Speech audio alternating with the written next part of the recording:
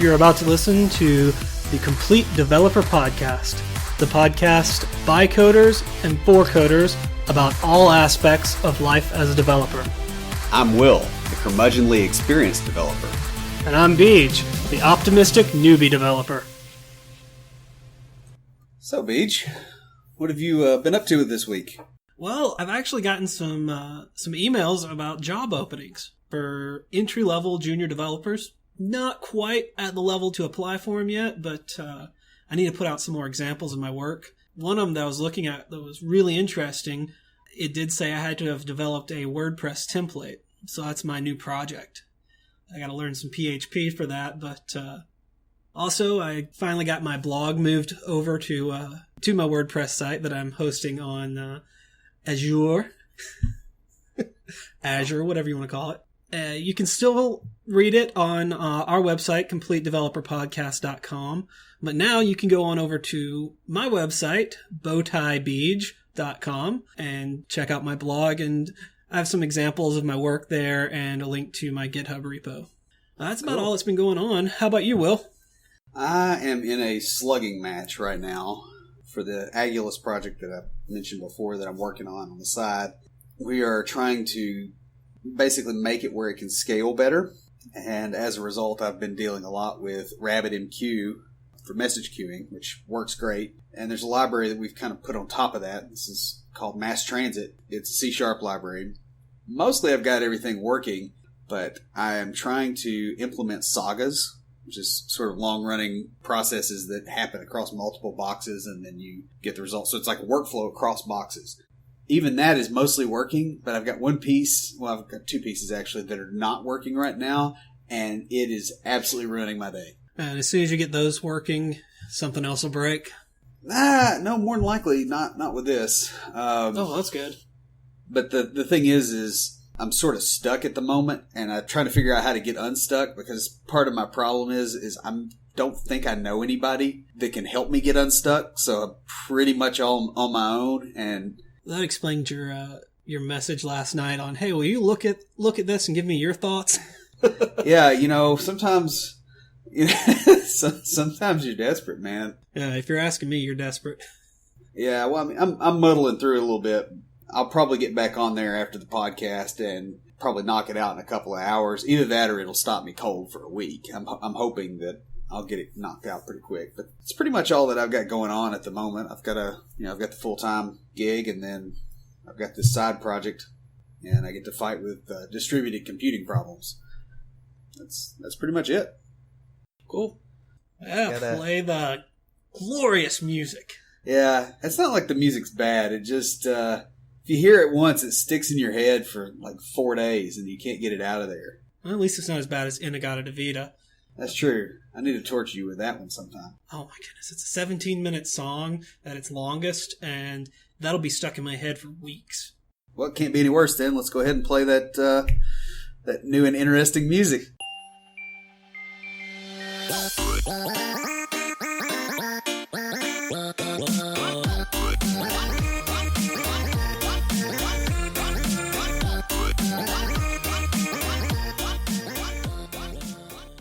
All right, for this episode of IoTs, I have something a little bit different. It is called the ThinkBox, and it provides Internet of Things technologies for everyday use. Software designed to be used on the Raspberry Pi. It's freeware with a WT-FLP license. And Will, do you know anything about those licenses? No, that's a brand new one there. WT-FLP. I don't know a whole lot about licensing other than, according to the ThinkBox website, it is a very permissive license for software that allows a lot of freedom for development and kind of playing around. This is really neat because it is both for techies and people who fiddle around with this stuff all the time, and for beginners, someone that's just getting into the Internet of Things. For the beginners, it's got easy single-step processes and a graphical interface to take full advantage of the Internet of Things. For techies, it's ready to use. And then, like I said about the licensing, It's very permissive, allows you to do a lot of things with that. So what sort of things does it allow you to do? According to the website, and I'm just going to read this straight to you, the Thing Box allows anyone to graphically create a new unlimited applications interacting with connected objects from a single web browser. Basically a graphical interface to design and build IoT devices. What it is not is a new home automation box. It can be used for that, but its purpose is to create new usages that go far beyond the home automation. And if you guys look at the website, you will know I am pretty much reading straight from that. It really is a neat bit of software. I've played with it a little bit. And how do you get it? Thethingbox.io. Again, I'll put the link in the show notes. And you download it. Download it and install the image file to your Raspberry Pi. Interesting. I like how there's the drag and drop capability. I mean, I could see this being something that empowers people that aren't quite as nerdy as us. Yes. For putting things together, although it would be an excellent shortcut for a lot of us as well. Yeah, that's the goal behind the development of this, was to not only get the people who are just starting out or the non-techies interested in creating Internet of Things applications and hardware as well, but also to make it easier for the techies. Well, that looks like something that would be pretty handy. All right, guys. This week's episode, we're going to talk about social issues concerning the development community. We're going to kind of start off by giving some definitions and possibly correcting some misunderstood notions about some different terms. Will, you want to get us started? Sure. I guess the first thing to discuss here is introvert versus extrovert. It's pretty widely known that, or pretty widely thought, rather, that introverts are shy and extroverts are loud and boisterous. But this is actually not correct. Introverts are not actually necessarily shy. The idea of an introvert is someone who derives their energy, their social energy, basically, from being alone. Extroverts are not necessarily boisterous and loud. They just are a person that derives their energy from being around other people. It's really like there's two scales. There's shy versus outgoing, and then there's introverted versus extroverted. It's entirely possible to be a shy extrovert. It's also entirely possible to be a loud and boisterous introvert. In fact, that's actually kind of both of our personalities. Well, or at least mine. Yeah, I'm maybe projecting there a little bit. I'm more lean towards the extrovert side. You really have to think of it. It's not so much binary as it is a spectrum. Most people know these terms from the Myers-Briggs personality type indicator. And with that, you score on a spectrum where on one end is introvert and on the opposite end is extrovert. Personally, I score just across the line on extrovert. I mean, barely into the extrovert area. So I get my energy, and what we mean by get your energy, think of it like this. When you're stressed out, had a rough day, a rough week, what do you want? Do you want to go home, relax, maybe watch TV, play video games, be by yourself, read a book? Or do you want to get together with your friends to cheer you up, spend time with them, and relax hanging out? The introvert, while they may be outgoing, if they're having a stressful day or week, they're going to want to go home, relax on their own. And the extrovert, they're going to want to go out with their friends because they feel better from being in social interactions, whereas with the introvert, social interactions can at times be straining if they're already stressed out. That's a pretty good definition. Now, how would you define shy and outgoing? Because I would think a shy person, basically, that's more a measurement of how willing they are to open up in a group, how willing they are to draw attention to themselves. So a shy individual is someone who does not typically do that. They may well be extroverted. They may want to go and hang out with friends and go to the bar and watch their friends be idiots and get drunk and not really do anything. They just sit and watch quietly. We both know several people like that. I was going to say, I have some friends that are definitely considered shy extroverts. They're mainly storytellers. They like getting together with people and telling stories. A lot of musicians are like that. And a lot of times they would consider themselves introverts when really what they think of when they think, I'm stressed out, I need to relax, is going out with their close friends.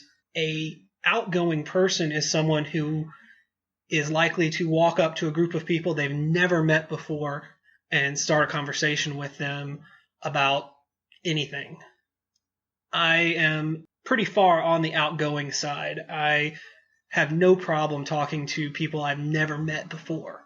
Actually, I enjoy it. I look forward to meeting new people, and so does Will. As long as I'm not stressed. When I'm stressed, I want to get away from everybody.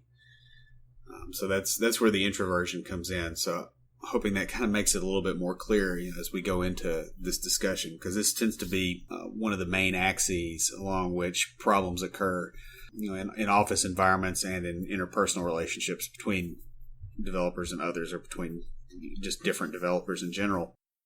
There's a really great thing that circled on Facebook for a while, and I'll post a link to it in the show notes. I don't have it up in front of me, but it is how to deal with an introvert. And it does go a little bit into the fact that introverts doesn't mean shy, but mainly it talks about the differences between introvert and extrovert and how an introvert gets their rest and relaxation and gets their energy, their ability to go out and do things. For them, they have to focus, and it's straining to go out and be around people. I don't understand that as much, because for me, going out and being around other people is energizing. I feel pumped up being around other people. See, it's not like that for me. I feel like I'm having to constantly navigate.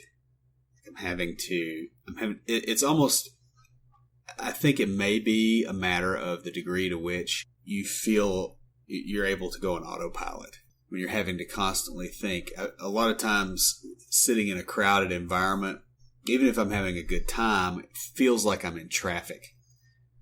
Is probably the best way to put it. It's just that constant low level, slowly twisting up on you type of strain. Whereas if I'm by myself, I'm completely okay with that. And I think my perception is that extroverts tend to have a harder time sitting alone. Yes. It's the same, for them, because they're constantly trying to figure out something to do, or they can't just sit and stare at a wall for an extended period of time. That's a good way of putting it.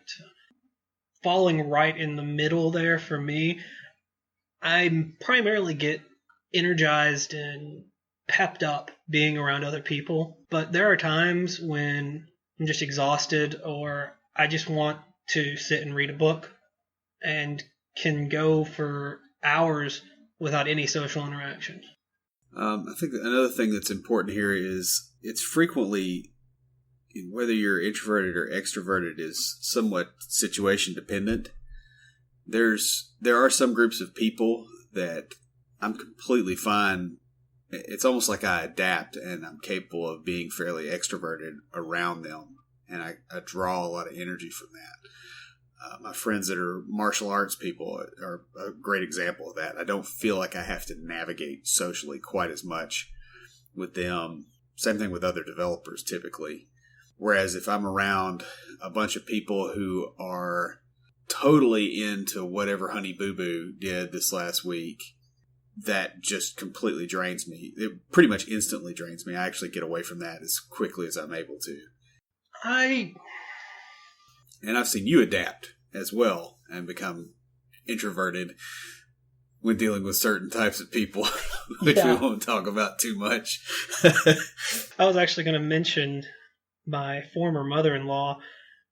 Nothing particularly against her, just we don't have a lot in common.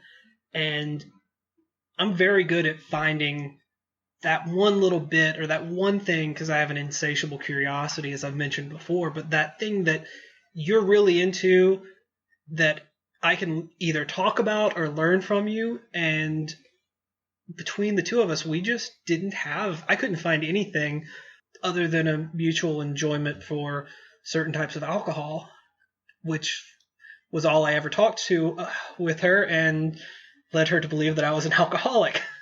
Well, I guess that doesn't really work very well.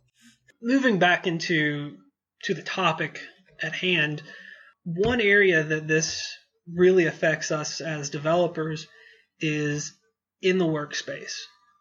And in recent years, we've seen a big push for open workspaces, which are great for people like me because I'm Mr. Sit around and talk to you, and I think by talking. Whereas for people like me, they are a burning dumpster fire full of sadness. It's constant imposition of social stuff when I'm trying to think and when I'm already stressed. And you'll see a lot of huge internet arguments about whether closed offices or open offices are better choice. And a lot of that really comes down to who's sitting in them. Because if you have an extrovert that's stuck in an office by themselves, they're not going to be in that office very much. No, I've worked in office environments where I sat in an office by myself, and I was always stepping out anytime I could to go, and even if it was just something I could have sent by email, I would carry it over to someone else's office just to get that social interaction. What do you do if you're an introvert, but the place you're working at has an open workspace? Headphones. At the very least, you can cut down on people's ability to impose, although a lot of times that doesn't even really work either. Honestly, there's not a whole lot you can do. You either have to deal with it or leave most places. That's one of the things you want to ask about when you're interviewing is what the office environment looks like, or better yet, sneak in there and go see.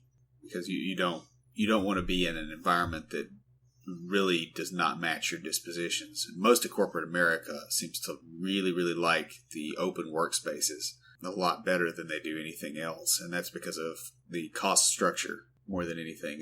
There's some funky stuff with taxes that goes into the calculation. And unfortunately that creates a pretty negative work environment. I do, by the way, consider cubicle farms to be an open work environment. When I can hear somebody chewing gum in the next cube over, it's open. It doesn't matter if there's a wall. That's one set of social issues that seems to affect developers and the development community a lot. It's pretty much an unresolved issue, although in my experience, most developers are pretty introverted. You have to be a little bit in that direction or a lot in that direction simply because of the amount of time spent sitting alone, looking at machines, dealing with machines, not dealing with people. That's really required to get good at this stuff. My sister is coming in town today to visit, and when I told her I was getting back into coding, she told me she didn't see me as being able to do it because I'm too outgoing and extroverted. That's the way she sees me. That's the way I am around her. She doesn't see the me that sits and stares at a computer screen for 4 or 5 hours at a time, or that sits and reads a book all day long. Well, you can be an extroverted computer programmer. You tend to have a different approach to things. You tend to be more collaborative. There's certainly environments where that's such a requirement. You really do need to be extroverted. It does seem that most of the population of developers is introverted. I think a lot of that really goes back to when we were growing up. Computer nerds were nerds. They were sitting in a basement, and they were social outcasts, and that's starting to change really. So I think a lot more extroverted people are coming in.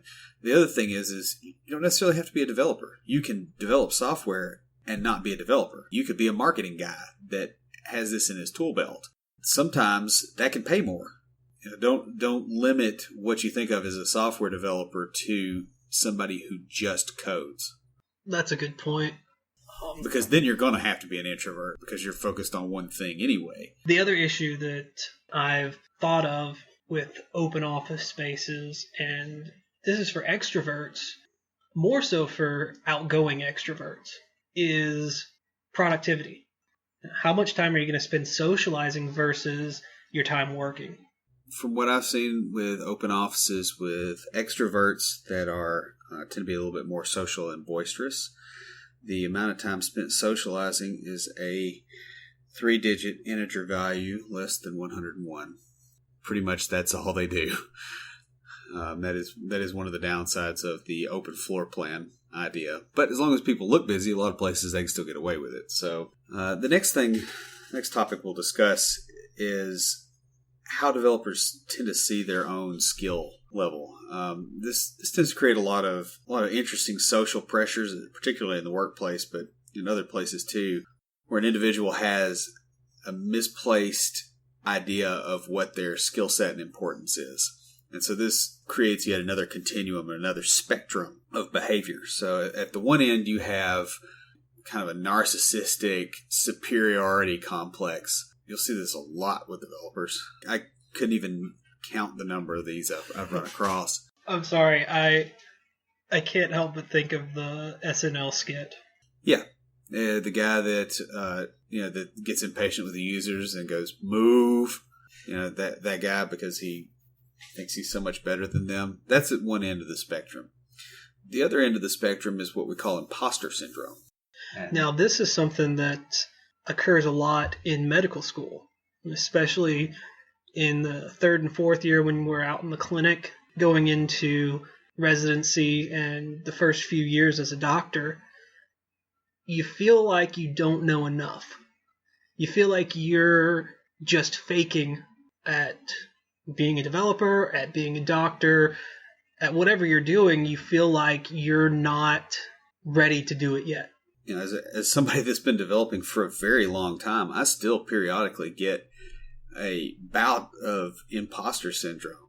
And, crud, I've been doing this full time since I graduated. I started in January 2003 with my first full-time programming job out of college.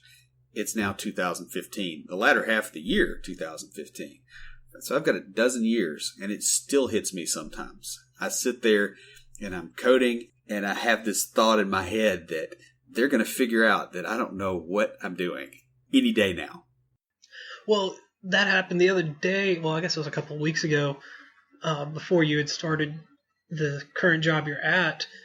You were telling me about your prospects and how one of them was offering you a little bit more than what you typically make. It was more than a little. Yeah.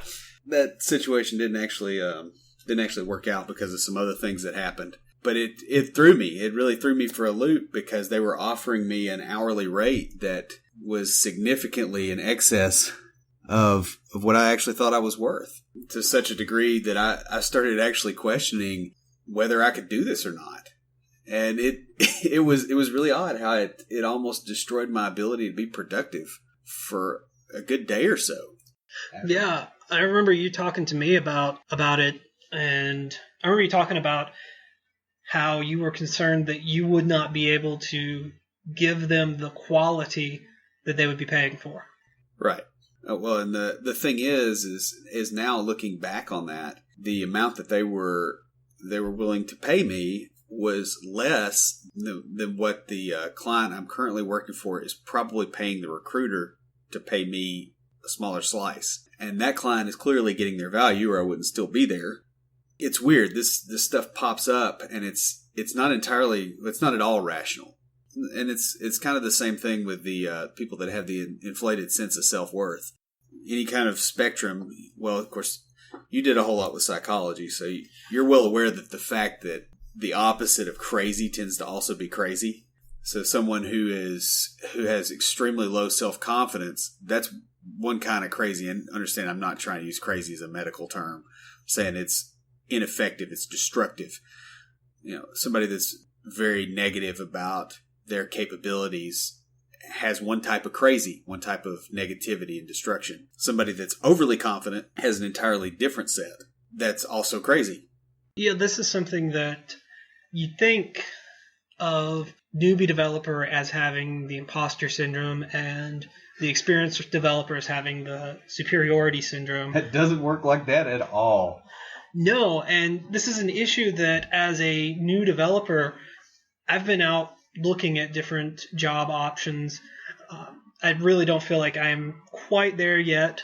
Will probably agrees with me. I'm working my way there. But a lot of times... Well, let me interject here. You are better than some newbie developers I've talked to who have told me I'm wrong. Thank you. If that illustrates the point here. Well, what I'm getting at is there are some people out there who are very new at it and go out and apply for these jobs, and that makes everybody who is a new developer or who didn't go the traditional path of a CS degree look bad. And yeah, I do notice the hubris and the inflated sense of skill that a lot of newer developers have. That tends to kind of be a phase, honestly, that everybody goes through. Because I remember my first job out of college, I had my boss, excellent programmer. I'm still friends with him on Facebook. He'll probably eventually listen to this podcast. But he told me, he goes, you hear something down the hall, and then you're here immediately with some solution that you've cooked up. It's like you just pop your head in like Kramer from Seinfeld. And he's like, you got to stop doing that. And it kind of hurt my feelings when he said it then, but now I look back at it and I'm like, that's the best piece of advice I ever got, was you don't have all the answers. Of course, now that I'm older and further along, theoretically I should have all the answers, but I realize I don't. And I realize I have such a small sliver of those answers that I feel like I have next to none in many cases. And so the impostor syndrome starts creeping in with older developers. Also, with that, you start to realize how much you don't know. This happens a lot with teenagers. If you think about it like that, teenagers, they go through that phase where they feel like they know everything. And as we tend to age and get older, we realize how much we don't know. That happens. It's almost like a cycle that happens whenever you're learning something new. Yeah. So I guess we need to move on from there. Another thing we need to discuss in social situations is boundaries. And the idea of boundaries is, I guess that comes from probably clinical psychology. There's a book on it by some dude somewhere. I've heard of it. I can't remember what the book is. I'm sure we'll find it in show notes and give you a nice affiliate link or something. But the idea of a boundary is you don't want to necessarily be an open book to everybody. Some information doesn't need to be shared. Some information shouldn't be shared. Yeah. For instance, we learn about this in development all the time, right? You have a class and it's got private members. Well, why? Because that data doesn't need to be accessed from everywhere. It's contained. And your life is kind of like that as well. Everybody at the office really, really should know about your interpersonal problems with your spouse, for instance. I've worked at a lot of places where that stuff was going on and everybody knew.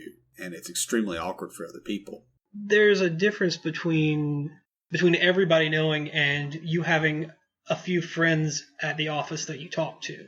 Well, I think we discussed this earlier, right? It's a spectrum thing. Yeah. You've got a friend, for instance, where I'm working, there's a guy that I've known for 12, 13 years sitting right behind me. We were friends before all this. And so, yeah, I can talk to him about stuff. But there's a guy in the next office over there that I met 3 weeks ago.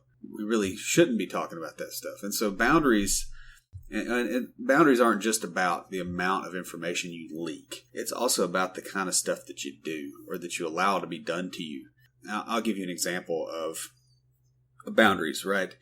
Some random dude walks up to you on the street, asks for $100. Are you going to give it to him? I don't have $100 on me, so... Yeah, well, actually, I don't either. But if I did, right, the answer is probably going to be no. Why is that? Well, you haven't established an economy of a relationship between you and this other person, and so you don't give and you don't take. Now, somebody that that you're friends with but not close friends with, they come up and they ask to borrow $100. You might loan them the $100, but you're going to try to make sure that you get paid back and all that kind of stuff. There's more of an economy there. A best friend walks up and asks to borrow $100. You give it to them, and your mindset tends to be more along the lines of, well, if I don't get paid back, it's not the end of the world. Usually it's the mindset with a very close friend that if they don't pay me back that $100, I'll get that back, in another way. Yeah. Usually beer or meals or something. But it's a matter of understanding relational economy with other people. And so this is something I see violated considerably. You'll have, and I've seen a lot of people have a lot of really horrendous emotional stuff going on. I've had several workplaces where we've had coworkers who were going through the throes of a divorce, and they're arguing on the phone with their spouse all through the day. They're talking about it all the time to their coworkers. Everybody knows exactly what's going on, and everybody in the room is uncomfortable because they feel like they've been pulled into this situation that they're really not getting anything out of it, and there's no relational economy again with this person. I've also seen situations where you had an individual who was going through the same thing, who was completely isolated, never talked about it at work, and then suddenly when their wife kicks them out of the house and at 2 a.m, they're just screwed, and nobody at work is prepared to deal with what's going on. So it's pathological at either end. But that said, it's pathological still in the middle. It's professionalism, really, is what it is. Yeah, it is a lot about professionalism. And also, this is great advice for me if I'm going through something. But what if I'm at a job and somebody else is going through it and they are having trouble with boundaries? So like if they're pushing their problems on you or they're asking stuff from you. Well, I mean, it's funny, we have a word in the language for this. It's called no. Obviously, you have to couch that a little bit better, right? If somebody's legitimately suffering, you don't just go no, go away. You kind of redirect them into a better path. But you definitely have to enforce boundaries. There's people out there. I mean, I've met them, especially it's really common among C-level executives, where you realize that most people, when you interact with them, they see you as a person. But there's some people out there that will see you as a thing. And their mindset tends to be, if this person will let me do this to them, they deserve it. And so you have to be very careful because there are predatory individuals out there. There's also individuals that aren't intending to be predatory, but because they're so needy or they're so broken in some other way, they'll wreck your life. And you have to enforce boundaries. And this is something I see developers really struggling with a lot of times. I think in part it goes back to the introvert, extrovert, shy, outgoing part, because this is one thing that they teach you in psychology. That I worked at a psychiatric hospital, and there's specific pathologies that boundaries is one of the biggest issues that they deal with in that pathology. And we have to be trained on how to be helpful and receptive, but also have clear boundaries. Especially when dealing with narcissistic personality disorder and borderline personality disorder, especially borderlines. And that's actually the sort of people I was...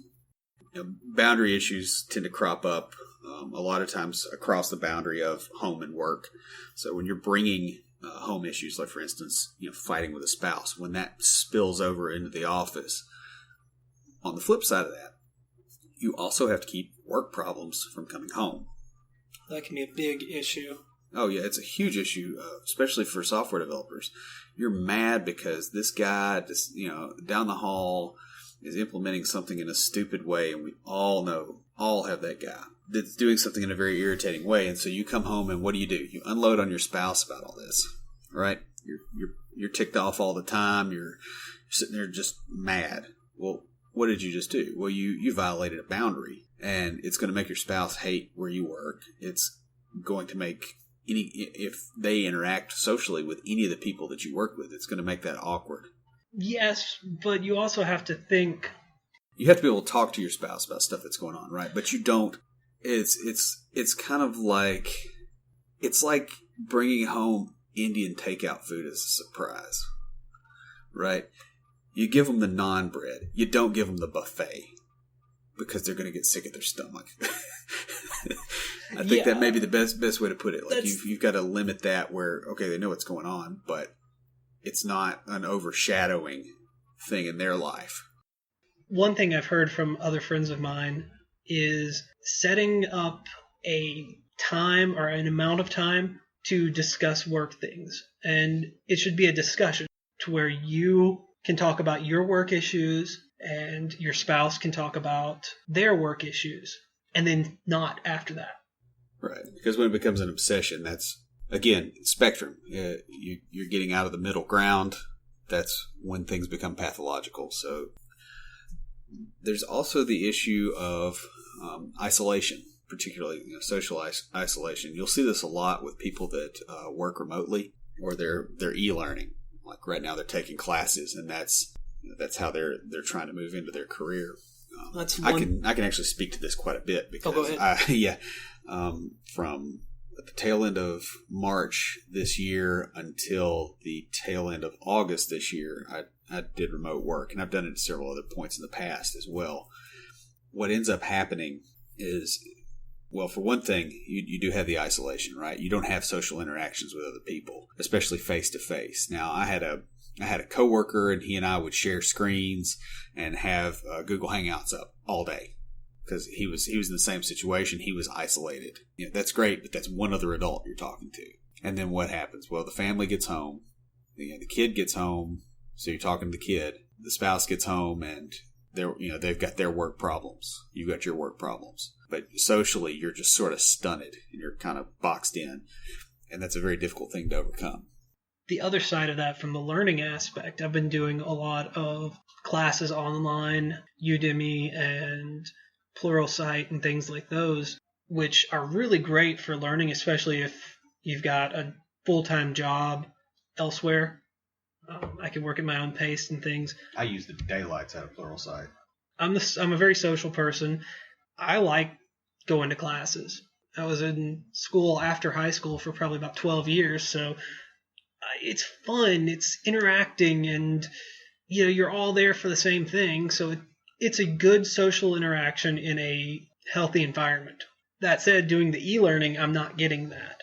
And I've talked to quite a few other people who are learning to code through various forums and things, and many of them are jealous of our friendship, really, because I tell them, whenever I've got an issue or I don't understand something, I can just call you up or talk to you when I see you about it. And that's one thing that helps for those of you that are listening that are new or are learning. Find somebody who wants to be a mentor. There are people out there that specifically want to.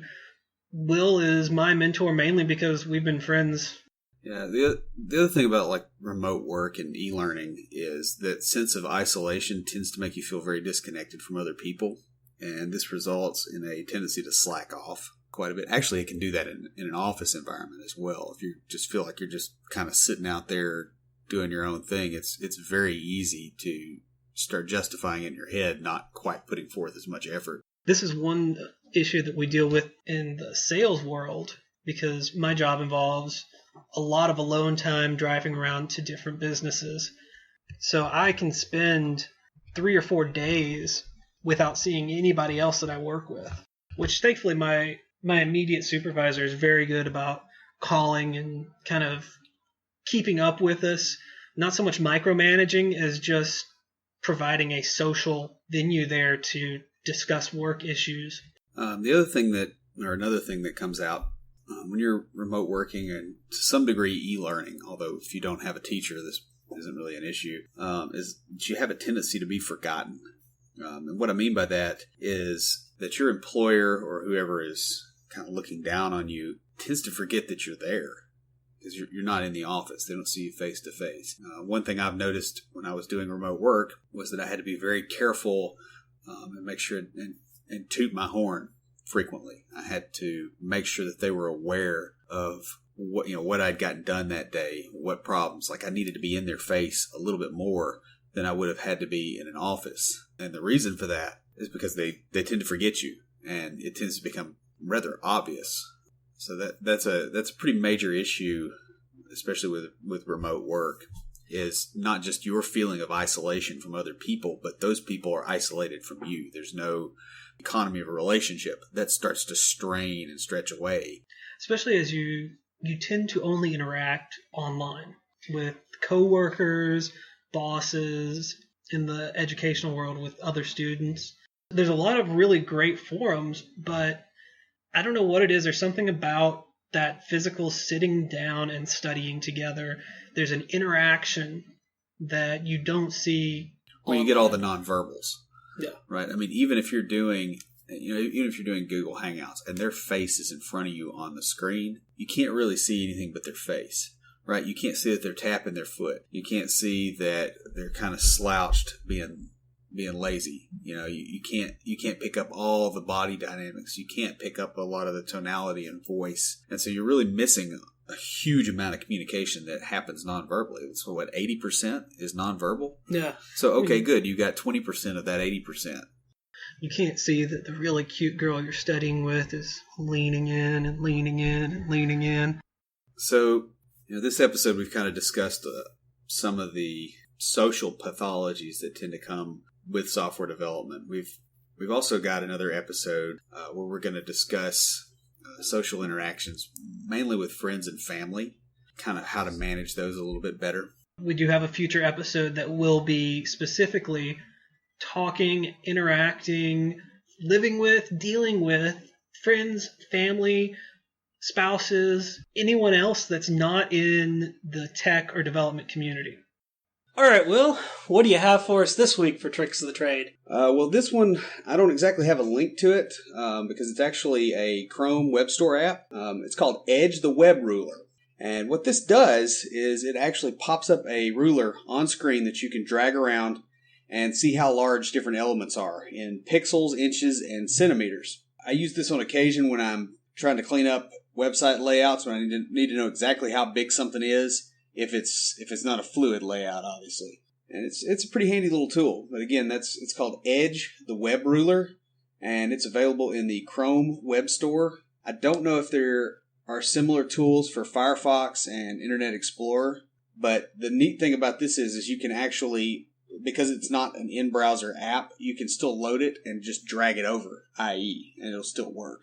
Oh, that's really cool. Does it adjust for zoom on your screen? No, it does not. As far as I've been able to determine, it doesn't. So if you're going to use this, you want to make sure you're at 100% not zoomed in or out. Right. Again, it's just a nice starting tool as far as, fixed layouts. If you have a question or comment for us, please email us at neckbeards@completedeveloperpodcast.com. Our theme music is an excerpt from Stand By for Titanfall by Pure Bells, available on SoundCloud and licensed under Creative Commons. The intro music for IoTs is OMFG Hello by Argo Fox and is also licensed under Creative Commons and available on SoundCloud. For references, show notes, and to sign up to our email list, be sure and check out the website at www.completedeveloperpodcast.com. You can also follow us on Twitter at CompleteDevPod and like our page on Facebook to keep up with news about the show. Thanks for listening. See you next time.